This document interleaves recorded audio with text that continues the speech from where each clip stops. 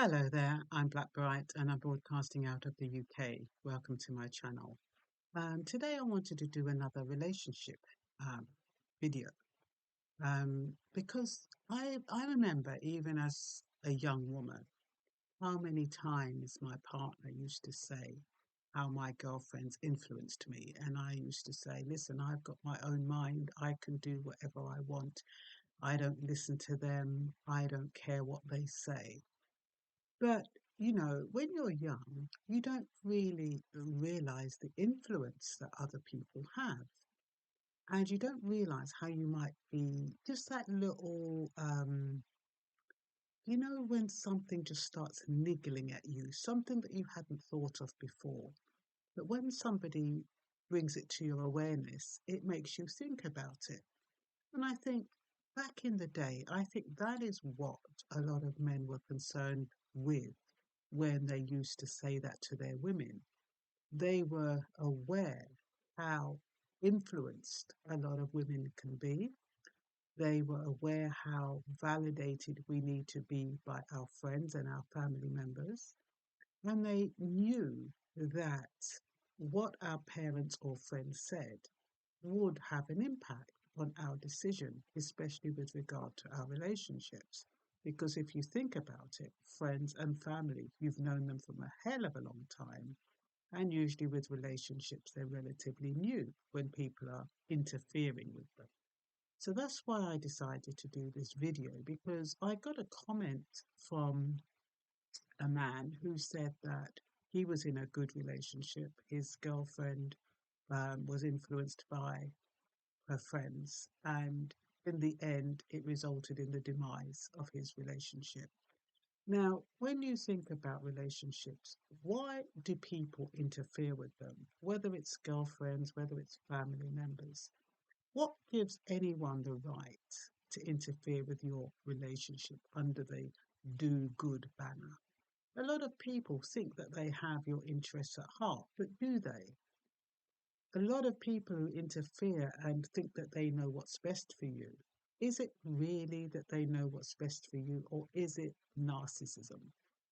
They they actually feel that they are entitled to discuss your relationship. They know more than you, and they are therefore the ones who are an authority on relationships, albeit that they may not be in one.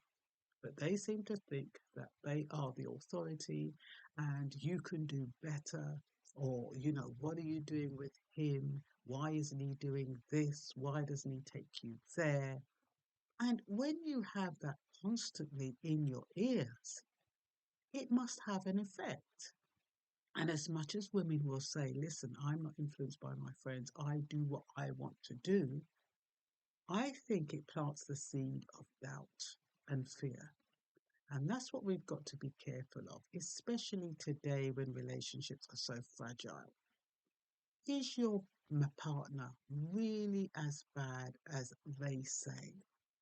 Only you know. You know the little things that they don't know. You don't tell your partners, you don't tell your friends everything.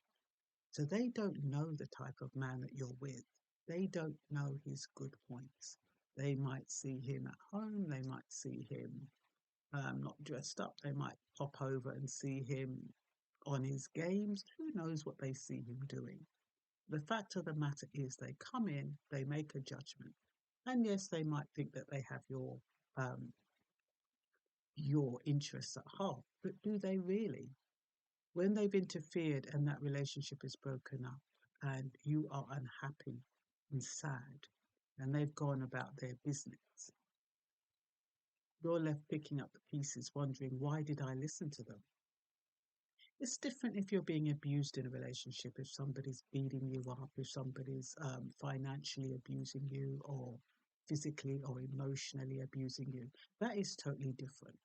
I'm talking about general relationships with their general issues, those relationships where no one is perfect, everyone is human, and there's going to be things that go wrong that, if left on your own, you may be able to resolve it. It might be difficult, and it's very difficult when things go wrong to keep it to yourself. You do want to share it with somebody, but you've got to be careful who you share it with. What is that person's history? What is that person's experience? Is that person in a stable relationship? Is that person a genuinely nice person? Not what you think, but are they genuinely nice persons? Have you actually experienced their advice from before and it's benefited you?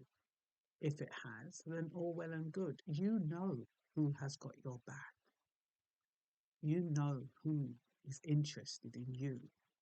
So those are the people you keep close, and you watch those people who nitpick and pick up the little things in your relationship that aren't going well, and they're the type of person who says, "Oh, you could do better than that." Oh, what are you doing with him? He doesn't do this. He doesn't do that. He hasn't even got a job. He doesn't even drive a car. He's got no home. He's got no property. He's got no education. He hasn't got this. He hasn't got that. A lot of men are insecure enough as it is without us making a judgment just because we are more privileged in certain areas.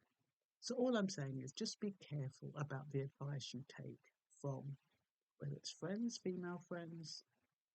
Male friends tend not to be so bitchy. Male friends, if a man is telling you something, it's probably based on his experience as a man, and he might have your interest more at heart, unless of course he wants to date you, then that's a different thing. You'll have some men who want you, and therefore they'll find fault with the person you're with. I'm not talking about those either, because they have an agenda. I'm talking about genuine people who really are willing to talk you through and are asking you about your role in things, what you're contributing, as opposed to just not what he's contributing, what the two of you add to the relationship. Okay, I'm just going to go over through my notes. Yeah, I'm going to share with you. Um, Probably was in my 20s at the time, so we're talking about 80s. Yeah, around about that, 70s, 80s, probably 80s. And I was going out with this guy, and I loved him to death. And he wasn't extremely good looking, but he was just so quiet. People wouldn't have thought he was my type. He was very quiet. He was very consistent, and he was a computer engineer. And I used to work with him anyway. We went out on a day, and we ended up having a relationship. We ended up having a 5-year relationship, actually. And I remember I trusted him to the max. And I had these women, a couple of women, who said, "Oh, I saw him with this girl in a car." And I'm saying, look, it could be his cousin, it could be anyone. I trusted him. I didn't care what they were saying.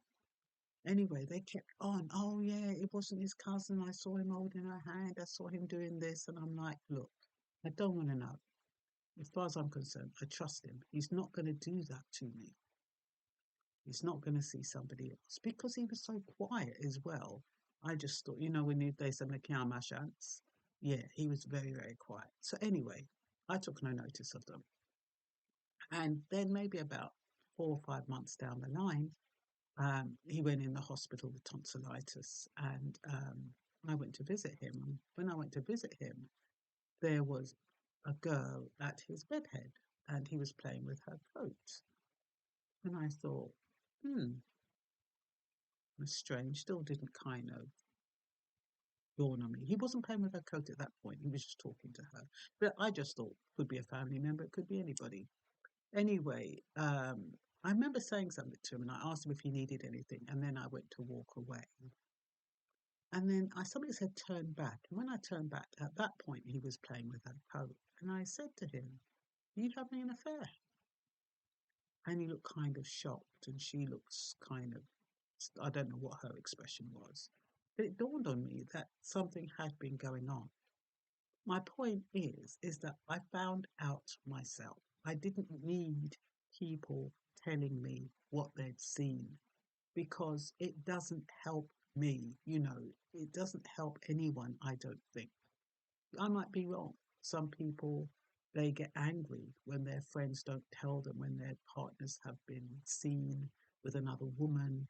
doing something, but you just don't know the context in which they've seen your part in. So you don't know whether it's a colleague at work. You just don't know. You just can't jump to conclusions. That's what I'm saying. But I actually witnessed it myself, confronted him with it, and it turned out that he was having an affair. And yeah, so my world was shattered at the time, and the relationship ended. But my point is, I don't believe that anyone has to go around telling you everything that they see that your partner is doing in a way that it's going to make you break up with him. It's not said in a constructive way. It's not said in a way that's not doesn't cause suspicion. It's said in a way that's quite destructive. Um, yeah, so that's just an example I had. So do you think it's a woman's duty to tell you what your man is up to as loyalty to you? Some women say, listen, if you see my man doing something, I want you to tell me. I want to know. Why do you want to know? Well, you might say, well, I don't want to be an idiot. I don't want to know that my man's messing around. I don't want the world to be laughing at me and I'm looking like a mug. You'll have your reasons for wanting to know. Me personally, you see my man doing something, I don't want to know. That's just me. Um, for the person, they feel as though they're the good Samaritan. It feels good letting you know that they've seen a flaw in your relationship. Some people, especially those who are not in relationship, love to see flaws in other people's relationships and highlighting them. More or less saying, look, you know, relationships aren't all they're made out to be. You're better off living your alone. Then you don't have to exist with these flaws. The thing is with flaws is that they strengthen you.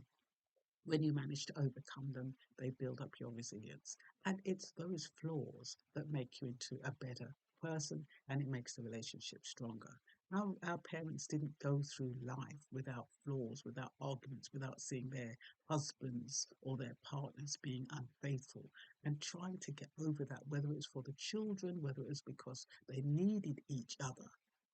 A lot of people these days, especially when they've bought a house together and they've broken up, if they've broken up in a way that's amicable, they're actually living in the same house on different floors. It might be uncomfortable, but they're doing that because they need each other.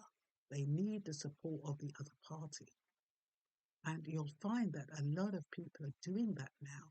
And that's what they did back in the day. They actually needed each other. And that's what made relationships work. The problem with relationships today is that they're disposable. People don't need each other, so therefore they don't want to put in the work. They can just up and leave and say, yeah, okay, I don't like this, I'm gone.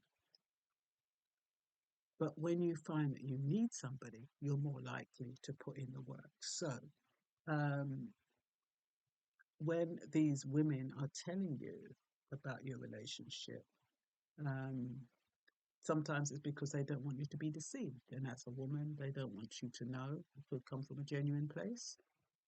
I don't know.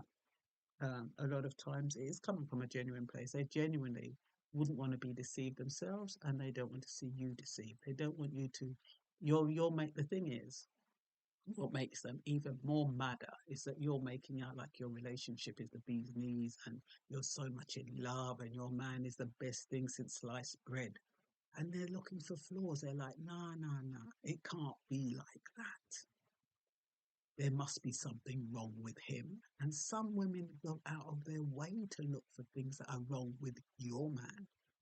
So that you, when you're saying, oh, you know, he's this and that and he does this and that, they can say, oh, but yeah, me see him with a gal down the road. Me see him a kiss up one gal. Me see him a dance with somebody at this dance. Or whatever they choose to come back and tell you. But it's to make that flaw. So whatever you're saying good about your man or your husband, they want to spoil that picture. It's quite sadistic, really. They call it Machiavellian, or Machiavellian. Um, So, what about those who tell you you can do better? You're intelligent, you're beautiful, you're self sufficient. What about them? What is that really saying? If you're so intelligent and you're so self sufficient, wouldn't you be able to decide for yourself what's good for you?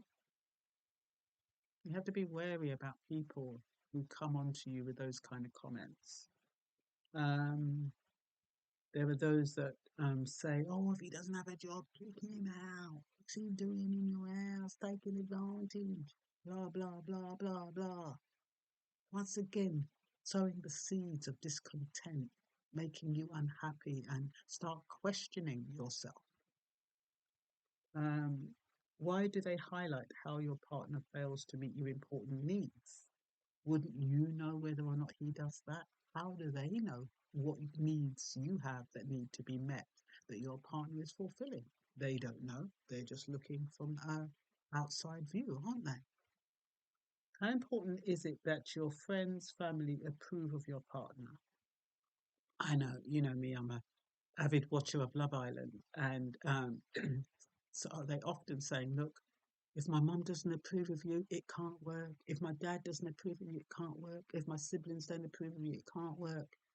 That's you should not be influenced by members of your family. This is you. You don't, and that means you're seeking validation, and that means that your relationship is very weak because it means it relies on the approval of third parties outside your relationship. And then in Love Island, they're like, oh, I've got to meet their parents. Oh, I wonder if they're going to like me. And there's all this pressure. In the end, the parents usually do like them. But the fact of the matter is, it shouldn't depend on that. You should be able to say to your partner, look, I love you regardless. If my mother doesn't like you, she'll grow to love you. If my sister or my brother doesn't like you, they'll grow to love you over time. And that is what you should be saying. Not, oh, it's not going to work if my parents don't love you or like you, or my siblings or my friends. So, so that's why a lot of relationships break down because they're seeking outside validation. And when you're seeking outside validation, it can't work. You have to know what you want. So, what about those who compare your partners with others? Oh, that one is hardworking, honest, courteous, generous, takes her out, goodness knows what, buys her flowers. Once again, seeding, sowing the seeds of discontent. You don't need to know that. When you hear people start, just stop it in the tracks. I'm not interested. I'm not interested in what other couples are doing. What about those who remind you of all the bad things he did at when you have these when you of course we all got friends and you have friends that you confide in and you usually confide in them when you're struggling with a situation and you don't know how to talk about it or who to talk to. So you confide in a friend and you tell your friend all your concerns. And that at that time, the friend saying, "Oh, don't worry, you'll get through it. Yeah, I know somebody who went through that. You'll be all right."